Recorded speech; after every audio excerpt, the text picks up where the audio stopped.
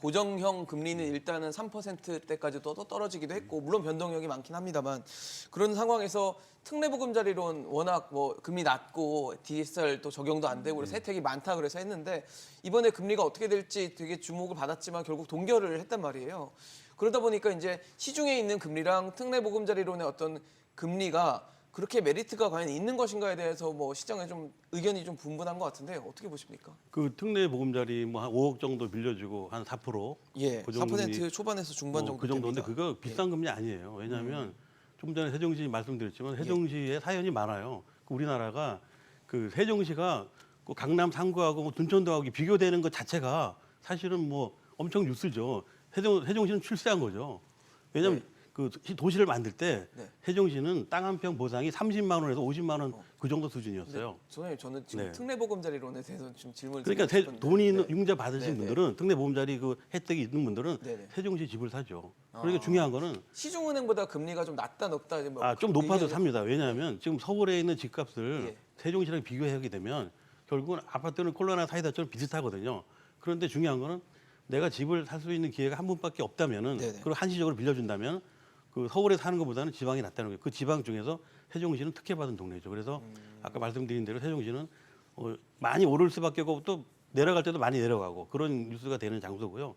결국은 우리나라에서 그 집을 사고자 하는 분들 입장에서는 그 특례보험자리의 혜택을 이번에 그 용기를 내서 하시는 분들은 네네. 상당히 그 성공할 거라고 보고 있어요. 제 입장에서는요. 좀 어떠세요? 사실 지금 시중은행 금리가 조금씩 떨어지고 있고 뭐 그게 뭐 이유가 어찌 됐든 간에 떨어지고 있다면 특례보금자리론도 뭐 이번에 동결을 했어도 결국은 좀 인하를 해서 어떤 경쟁력을 좀 만들어줘야 된다라는 의견들도 있거든요. 그러니까 이제 특례 보금자리로는 정책 자금이기 때문에 네네. 이자를 낮추는데 한계가 있어요. 왜 그러냐 하면 이 특례 보금자리로는 주택 저당증권 즉 MBS를 발행해서 자금을 모집하는 겁니다. 네네. 근데 지금 이 MBS를 발행할 때 기준이 되는 금리가 5년물 국채 변동금리를 금리를 따라가죠. 적용하는데 네. 그 금리가 지금 3.165%예요. 3.165%면 그거를 운영하는데 들어가는 비용이라든지 이제 이런 것들을 다 감안했을 때 지금 이제 뭐 최하단이 4.05%다라고 얘기하면 그건 1%도 안 되는 어떤 금리 갭을 가지고 지금 이 자금을 이제 운영하는 거거든요. 그러니까 거의 낮출 때까지 다 낮췄다는 예, 그렇죠. 거네요. 이제 그거보다도 더 낮추게 된다 그러면 이제 정책 자금에 다시 정부 국민의 세금이 들어가서 이제 이거를 보존하는 구조가 있기 때문에 시중 금리하고는 약간 이제 차이가 있을 수 있습니다. 지금 이제 예를 들어서 우리가 나오는 K뱅크 이제 고정형 주담대 같은 경우 3.68이지 않습니까? 네네. 하단이 3.68 정도라고 본다라면 이제 현재 기준금리 기준 3.5 기준으로 놓고 봤을 때 거의 지금 이제 근접한 비슷한 어떤 이런 수준. 상황에 네. 들어와 있기 때문에 시중금리하고 정책금리를 수평 비교하는 거는 바람직하지 않고요. 그러면 대출을 받는 차주 입장에서는 예. 어떤 걸 기준으로 좀 이걸 나는 이게 더 낫다, 이게 더 낫다 구분을 해야 될까요? 제가 생각했을 때 1% 내외의 금리라면 가급적이면 고정금리로 타는 것이 좋고 그다음에 중도 상환 수수료가 가급적이면 낮거나 없는 이런 구조의 상품을 고르셔야 저는 좋을 거라고 보고 실질적인 혜택이 있을 거라고 보여지는데요. 이제 이게 예를 들어서 변동금리로 하게 된다 그러면 지금 하단이 3.6%다 7%에 예를 들어서 제가 이제 대출을 받았는데 이게 네. 변동금리로 가서 갑자기 금리의 변동성이 확대되게 되면 그만큼 또 부담이 늘어나는 거거든요.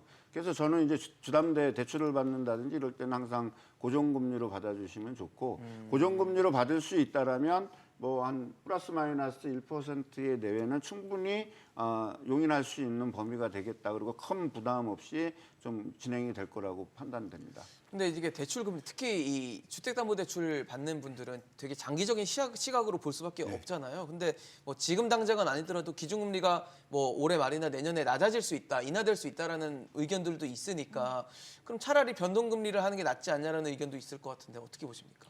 근데 지금 아까도 말씀드린 것처럼 금리가 아직까지 불안정한 상태거든요. 지금 국내외 전부 지금 인하 쪽으로 방향성을 갖고는 있지만 네네. 사실 이 인하의 원인이 뭐 건강한 인하의 원인이 아니라 오히려 좀 안 좋은 금융 이런 위기 같은 것들 뭐 이런 사태들 이런 것들로 영향을 받아서 안정화되려고 하는 거기 때문에 시장 금리를 오히려 정책 금리가 따라가고 있는 그런 모양새거든요. 그래서 지금 변동금리 자체도 좀 리스크가 있다라고 좀 판단이 돼서 네. 말씀하신 것처럼 것처럼 중도상환 수수료가 조금 저렴한 그런 고정금리를 택하는 게 좀 더 낫지 않나 저도 판단이 되고 있고요.